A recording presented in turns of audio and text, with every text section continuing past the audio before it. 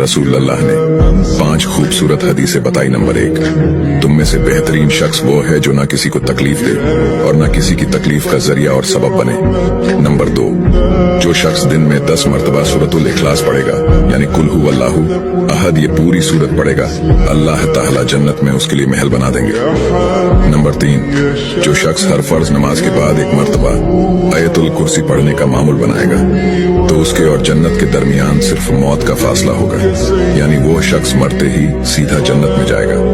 Number 5, जो शख्स घर से निकलते वक्त ये दुआ पढ़ेगा, बिस्मिल्लाहि तवक्कलतु अला अल्लाह ला हौला वला कुव्वता इल्ला बिल्लाह, तो अल्लाह ताला शैतान के शर से उसकी हिफाजत फरमा देता है और जिस काम को वो निकला अल्लाह ताला उसमें आसानी पैदा फरमा देता है। नंबर 5, रसूल अल्लाह ने फरमाया, वो शख्स हरा भरा रहे, हंसता खेलता रहे। जो शख्स मेरी हदीस सुने, उसको महफूज रखे और उसको दूसरों तक पहुंचाए।